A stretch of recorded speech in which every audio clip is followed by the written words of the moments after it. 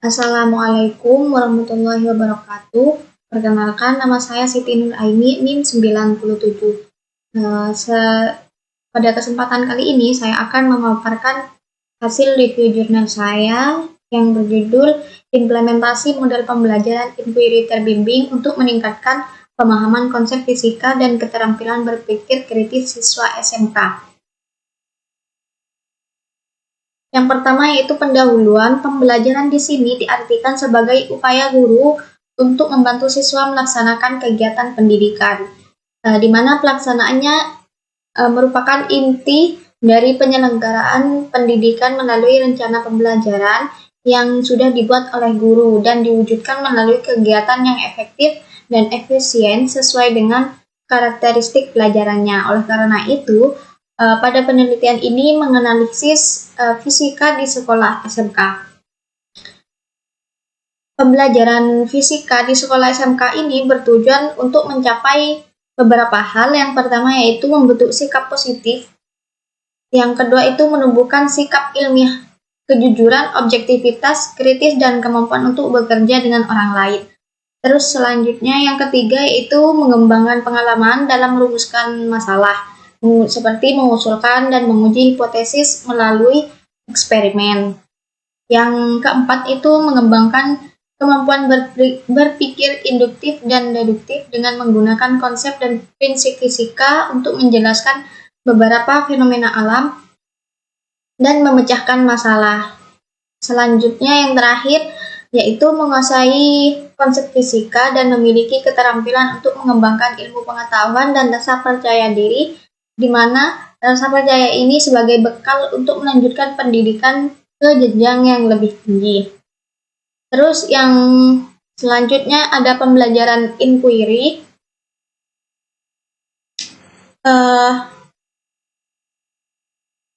Di mana tadi pembelajaran fisika itu melalui metode yang sifatnya itu dilakukan dengan menggunakan metode saintifik melalui observasi dan mengumpulkan informasi yang telah diperoleh untuk mengkomunikasikan hasilnya. Menurut Suparno 2013, beliau menyatakan bahwa siswa itu perlu secara aktif mengkonstruksikan pengetahuannya dengan mengolah materi, mencerna, berpikir, menganalisis, dan memahami. Oleh karena itu, metode pembelajaran inquiry ini diterapkan sebagai solusi pembelajaran hakikat fisika di SMK. Pembelajaran inquiry ini ada inquiry terbimbing, di mana inquiry terbimbing merupakan model pembelajaran yang melatih keterampilan siswa dalam melakukan proses penyelidikan yang memungkinkan mereka untuk mengumpulkan data, mengolahnya, dan membangun kesimpulan secara mandiri dalam rangka menjawab pertanyaan yang diajukan oleh guru. Berpikir kritis menurut Kalman 2002 merupakan proses yang memungkinkan siswa untuk memperoleh pengetahuan baru melalui pemecahan masalah dan kolaborasi. Nah, ini adalah berbagai strategi yang meningkatkan kemungkinan hasil yang diinginkan. Selanjutnya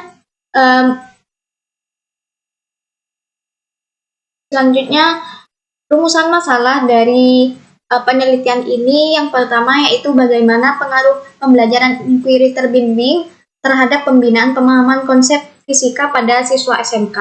Yang kedua itu ada bagaimana pengaruh pembelajaran inquiry terbimbing terhadap peningkatan kemampuan berpikir kritis siswa.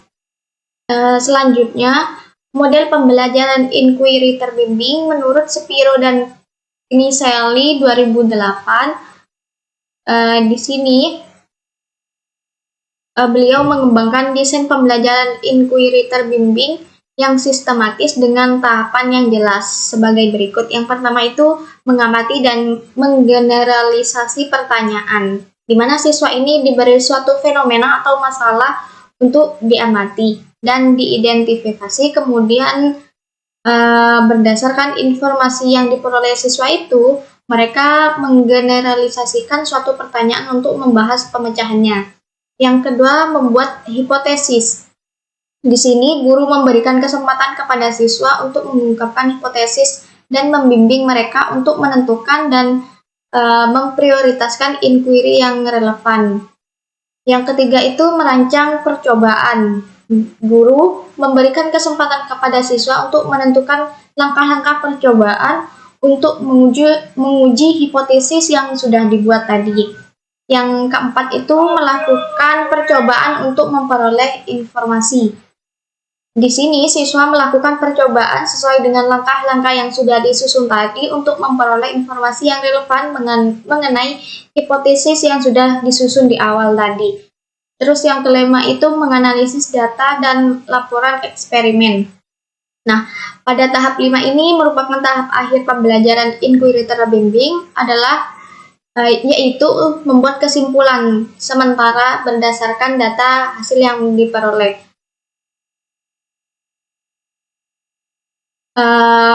Yang selanjutnya itu pemahaman konsep fisika menurut Dahar 1996 menjelaskan beberapa ciri konsep fisika. Yang pertama yaitu merupakan pemikiran yang dimiliki oleh seseorang atau sekelompok orang.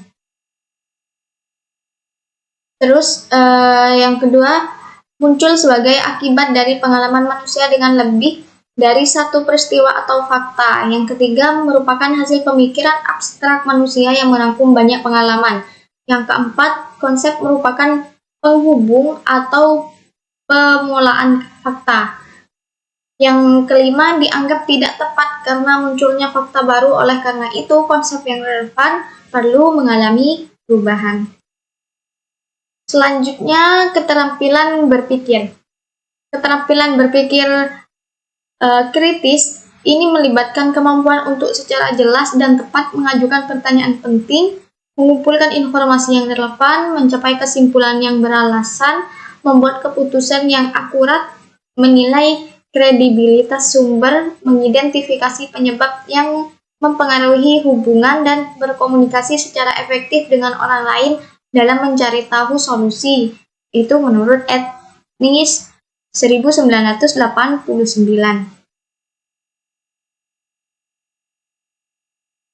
Nah, di sini selanjutnya ada metode. Pada penelitian ini, metode eksperimen semu ini digunakan untuk memperoleh gambaran peningkatan pemahaman konsep dan kemampuan berpikir kritis siswa SMK yang menerapkan pembelajaran inquiry terbimbing dan pembelajaran konvensional. Nah, di sini ada dua kelas, ada kelas eksperimen dan kelas kontrol, di mana kritisnya itu diberi perlakuan sama dan untuk pengujiannya itu pada kelas eksperimen itu menggunakan pembelajaran inquiry terbimbing, sedangkan kelas kontrol itu menggunakan pembelajaran yang konvensional, nanti diberi post-test. Untuk sampel yang digunakan pada penelitian ini yaitu sekolah SMK di Bandung, Jawa Barat. Subjek penelitian ini yaitu kelas eksperimen dan kelas kontrol dengan jumlah siswa masing-masing 28 siswa sehingga mencapai 56 siswa. Instrumen yang digunakan yaitu tes pemahaman konsep dan tes kemampuan berpikir kritis siswa. Di mana tes pemahaman konsep ini terdiri dari 20 soal pilihan ganda untuk materi fluida statis yang terdiri dari konsep tekanan hidrostatis, Pascal, dan hukum Archimedes. Untuk tes kemampuan berpikir kritis ini juga terdiri dari 20 soal pilihan ganda sesuai dengan indikator seperti klarifikasi, dasar dan lanjutan, dukungan dasar, inferensi, dan strategis, serta taktik. Untuk analisis data yang terkait dengan peningkatan pemahaman konsep dan keterampilan berpikir kritis siswa menggunakan gain score yang dinormalisasi, di mana kategori rata-rata nilai N-gain ini tergolong rendah, sedang, tinggi.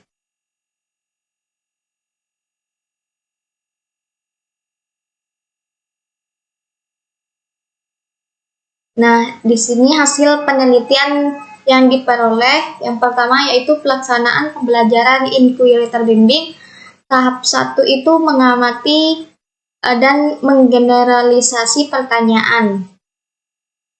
Di sini, pada tahap awal ini, guru mendemonstrasikan fenomena tekanan hidrostatis dan faktor-faktor yang mempengaruhinya. Siswa mengilustrasikan fenomena tabung berisi air yang mereka lihat dalam bentuk gambar dan tulisan. Terus ada tahap 2, membuat hipotesis. Pada tahap 2 ini, siswa merumuskan hipotesis berdasarkan tekanan hidrostatik, sedangkan guru mengawasi siswa untuk menentukan hipotesis yang relevan dan menentukan hipotesis prioritas untuk pengujian. Terus yang tahap ketiga, merancang percobaan, di mana siswa menyusun rancangan pengumpulan data kualitatif dan kuantitatif, serta melaksanakan rencana mereka berdasarkan hasil pengamatan tabung berisi air. Sedangkan guru pada tahap 3 ini mengarahkan siswa untuk menyusun percobaan yang cocok untuk menguji konsep. Dan yang keempat itu melakukan percobaan untuk memperoleh informasi. Pada tahap 4 ini, guru mengarahkan siswa untuk memperoleh informasi melalui eksperimen, sedangkan siswa melakukan eksperimen untuk menguji konsep tekanan hidrostatis.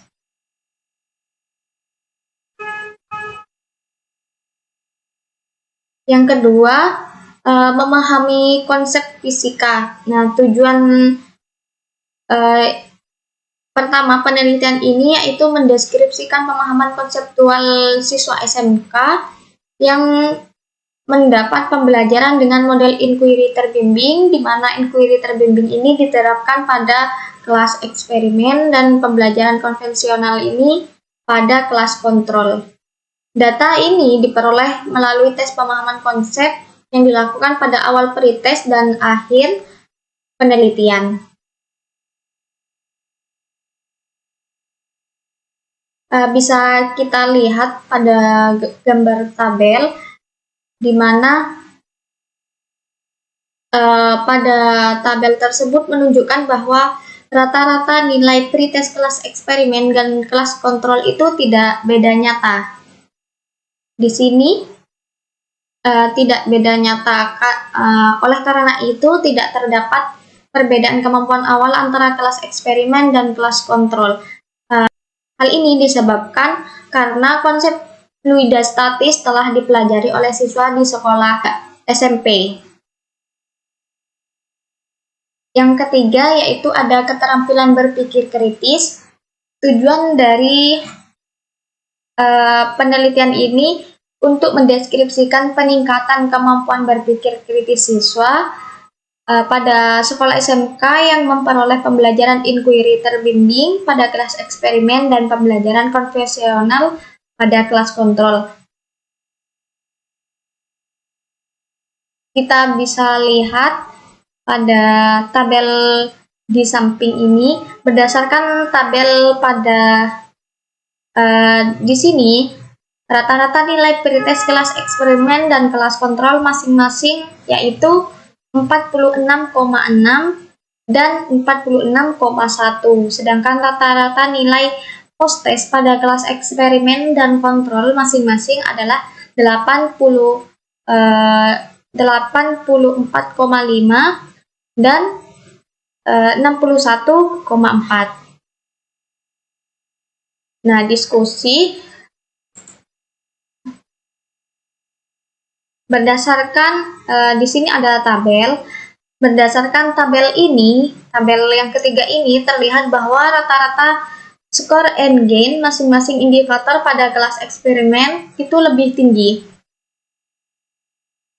dibandingkan dengan kelas kontrol. Peningkatan tertinggi pada kelas eksperimen dan kontrol ini terjadi pada indikator pencontohan masing-masing sebesar 0,91 dan pembanding sebesar 0,45, sedangkan kenaikan terendah pada kelas eksperimen dan kontrol menjadi pada indikator inferensi masing-masing 0,62 dan 0,18.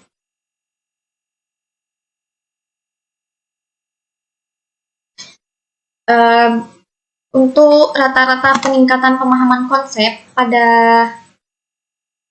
penelitian ini, kelas eksperimen yaitu diperoleh nilai 0,71, di mana nilai ini termasuk pada kategori nilai tinggi, dan kelas kontrol yaitu 0,28. Nah, nilai ini masuk pada kategori rendah.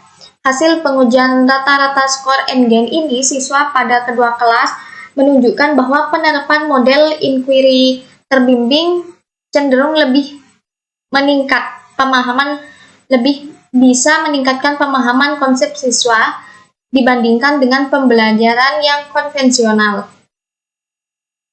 Peningkatan tersebut digunakan untuk melakukan inquiry berbasis sains yang berpotensi meningkatkan pemahaman konseptual siswa. Menurut Crawford 2007 dan Miner et al. 2010. Nah, temuan ini sesuai dengan penelitian Supamena 2019 yang menyatakan bahwa penerapan model pembelajaran inquiry terbimbing itu dapat meningkatkan pemahaman konsep siswa dengan rata-rata skor N-GAIN sebesar 0,72 dalam kategori tinggi. Cukup sekian presentasi hasil review jurnal dari saya. Apabila ada kesalahan, mohon maaf. Wassalamualaikum warahmatullahi wabarakatuh.